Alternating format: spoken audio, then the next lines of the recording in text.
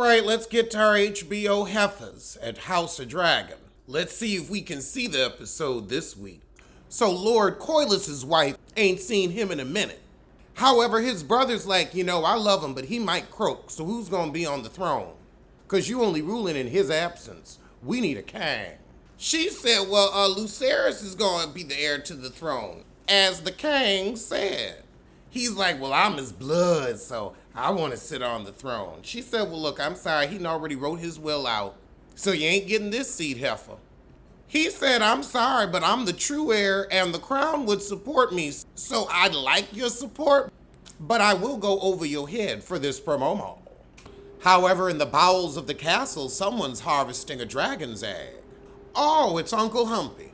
Now we got Princess Rhaena and her child, and he can't wait to be king. Oh, he just can't wait to be king. Oh, so someone's questioning Luke's legitimacy and her claim to the throne, since them ain't no royal chillin'. So they have on to King's Landing. Oh God, the king is still alive? With what witchcraft? But something happened to the prince in his chambers. A delicate situation. Who he got caught humping on. So they tell him, look, Corlys is about to croak and we need you to keep everything in line for us to get the throne. She introduced him to some more kids. This heifer real fertile. She just dropping babies. Back with Uncle Humpy and the princess, they confront the queen on propping the king up even though he half dead, but she poo-poos it. And she said, by the way, I'll be making the decision on your son's inheritance tomorrow, just so you know. Toodaloo. So we got the bastards revisiting the old fighting grounds at King's Landing. And one of the baby bastards is nervous because everybody's looking at them kids snickering. And then they see their one-eyed cousin having a battle. Oh, he fighting, the queen's old man. However, we got the usurping cousin coming in, Corlys's kin. So the hand of the king and his daughter, the queen, sitting there entertaining Corlys's kin like they wouldn't go inside with him from the beginnings. So Rhaena realizes this is a trap and go to Corlys's wife, her aunt, and says, look, your kids can marry my kids. They'll be the queens and queens of the seven kingdoms, and we can keep it in the fam. She said, look, I could try to help you all I want, but them high tires is coming for your butt. Rhaena go to her pappy for help, but, he's pretty much a talking corpse. Oh, Lord, he did. Diddy boo. Diddy boo, Lord. Get that corpse out of here. So in the throne room, we got the hand of the king presiding over the dealings of the succession of Dritmark. So Corlys's kin is like, look, I'm Corlys's kin. Rhaenyra pipe up and say, well, my kids is too. No, they ain't. So now it's Rhaenyra's time to squawk. Oh, Lord, but right as Rhaena started talking, in comes the king. I thought this was Game of Thrones, not the Mummy. Oh, God, he got a mask on. Girl, it's like watching Mitch McConnell holding on to power. Oh, so the king said, hold on, take it, Corlys's wife. You know what he wanted. And she said, well, he said it was going to go to his kid. Then me and Rhaena are going to have our grandkids married, so that's that on that. We settled that 20 years ago. So Corlys's brother speaks up and says, you're breaking tradition. I won't allow it. And the king is like, I'm king. That is no true Valyrian. My brother was a sissy and never touched that heifer. Oh, he said, they are bastards! Off with his head. What, he called her a hoe? He called the princess a hoe? I mean, she is, but you ain't gotta say it in front of everybody. Child, Uncle Humpy just cut his head off. I mean, you can't be talking about people's wives and people's kids like that with no proof. We need a DNA. So after this, we get to family dinner with the corpse. So we're drinking to the ancestral unions, marrying cousins and whatnot. Lord, the corpse done taken his mask down and got a hollow eye. Why?